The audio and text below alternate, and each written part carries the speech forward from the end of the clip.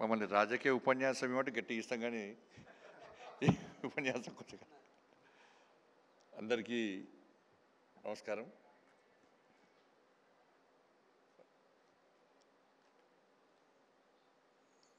వాసన లోకేష్ గారు డౌట్ వచ్చింది అన్నట్టు.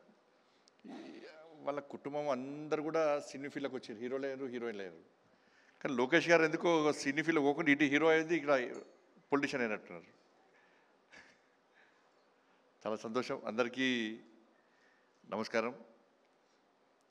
బాలకృష్ణ గారి యొక్క ఈ కార్యక్రమంలో పాల్గొనడం సంతోషం.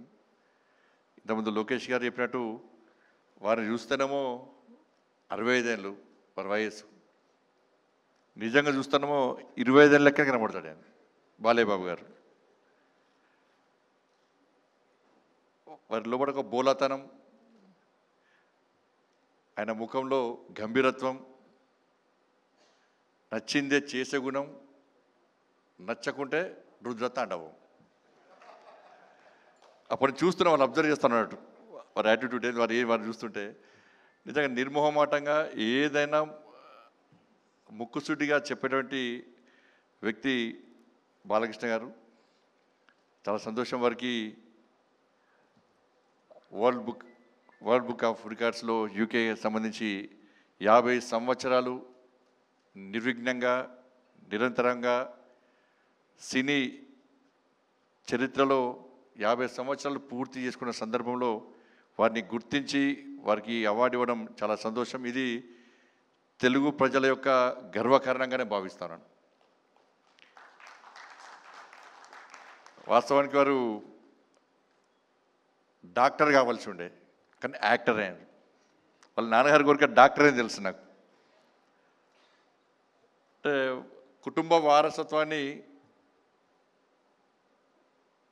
ముందుకు తీసుకుపోవాలన్న ఆలోచనతో ఓ రావడం. ఆ రోజు తాతమ్మ కళ నుంచి మంగమ్మ గారి మనవడి వరకు, సమరసింహారెడ్డి నుంచి డాకు మహారాజ్ వరకు, నెక్స్ట్ అఖండ 2 కూడా వచ్చిందని చెప్పారు. చాలా సంతోషం. అప్పటి నుంచి ఇప్పటి వరకు కూడా వారు సక్సెస్ అవుతూ అనేక మంది తెలుగు ప్రేక్షకుల అభిమానాలు పొందుతూ అనేక మంది ప్రేక్షకులను, అనేక మంది అభిమానులను తయారు చేసుకున్నటువంటి ఒక మంచి మహానటుడు బాలకృష్ణ గారు.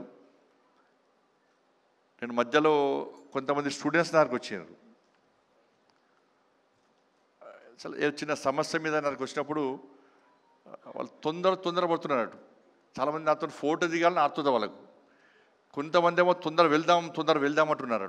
దాదాపు ఒక 100 మంది వచ్చారు చిన్న ఇష్యూ మీద.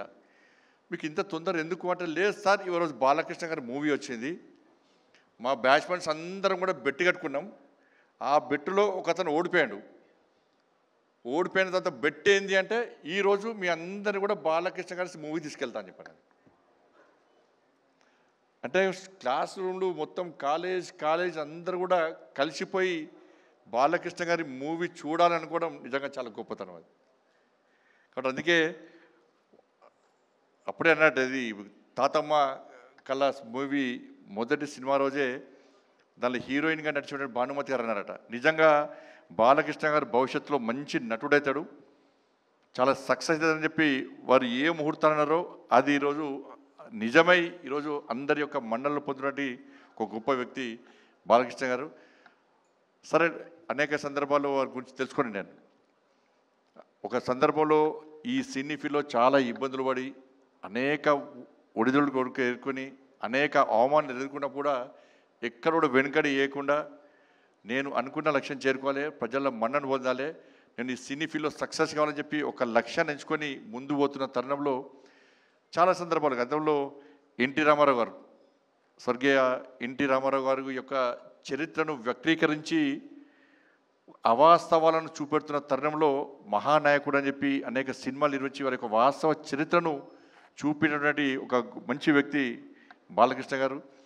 నిజంగా డాక్టర్ కాలేకున్నా కూడా వాళ్ళ బస్వతారకం క్యాన్సర్ హాస్పిటల్, నేను మొన్ననే FCRకి సంబంధించి ఇబ్బందులు ఉన్నప్పుడు ఆ డిపార్ట్మెంట్ నాదే కాబట్టి నేను అమిత్ షా వారి దగ్గరికి పోయి, సార్ ఇది బస్వతారక భరత్ గారికి అని ఉన్నారు, మా సహచార పార్లమెంట్ సభ్యులు, ఈ బసవతారకం ఆ క్యాన్సర్ హాస్పిటల్ చాలామందికి సేవ చేస్తున్నారు సార్, చాలామందిని జీవితాలను కాపాడుతున్నారు. ఈ ఎఫ్సిఆర్ఎస్ సంబంధించిన ప్రాబ్లం వచ్చింది సార్, దీన్ని మనం తప్పకుండా చేయాల్సిన అవసరం ఉందని చెప్పిన తర్వాత వారు వెంటనే బాలకృష్ణ గారి కదా తప్పకుండా చేసాయి. నాకు కూడా క్యాన్సర్ బసవతారకం క్యాన్సర్ హాస్పిటల్ నాకు కూడా ఐడియా ఉంది. చాలామందికి సేవ చేస్తున్నారు, చాలామంది ప్రాణాలు కాపాడుతున్నారు. ఇప్పుడు క్యాన్సర్ వల్ల చాలామంది ఇబ్బంది పడుతున్న తరుణంలో వాళ్ళు చేస్తున్న సేవను గుర్తించి ఆ ఎఫ్సిఆర్ని తిరిగి ఓపెన్ చేయాలని చెప్పి వారి ఆదేశం ఇచ్చిన తర్వాత వెంటనే కూడా నా డిపార్ట్మెంట్ కాబట్టి అమిత్ షా గారి యొక్క ఆదేశాల వరకు చేయడం జరిగింది. వాళ్ళ బసవతారకం హాస్పిటల్లో ఒక క్యాన్సర్ పేషెంట్ అడ్మిట్ అయిందంటే ఒక భరోసా, ఒక ధైర్యం, ఒక విశ్వాసం వాళ్ళందరూ కూడా. అటువంటి ఒక మంచి హాస్పిటల్ ద్వారా ఇవాళ సేవ చేసే ప్రయత్నం చేస్తున్నారు. ఇప్పుడే తెలిసి నాకు ఆంధ్రప్రదేశ్లో కూడా తిరిగి బసవతారకం క్యాన్సర్ హాస్పిటల్ కూడా ప్రారంభిస్తుండడం నిజంగా చాలా సంతోషం. బట్ ఇటువంటి పరిస్థితుల్లో ఇలా బాలకృష్ణ గారు ఒక మంచి ఈ అవార్డుని తీసుకోవడం ఇది తెలుగు ప్రజల యొక్క గర్వకారణం. ఎందుకంటే తెలుగు ప్రజలకు తెలుసు, ఆవేశం వచ్చినా, ఆక్రోశం వచ్చినా, ఆనందం వచ్చినా, ఆలోచన వచ్చినా ఒక్కసారి జై బాలయ్య అంటే టెన్షన్ రిలీఫ్ వాళ్ళకందరూ కూడా.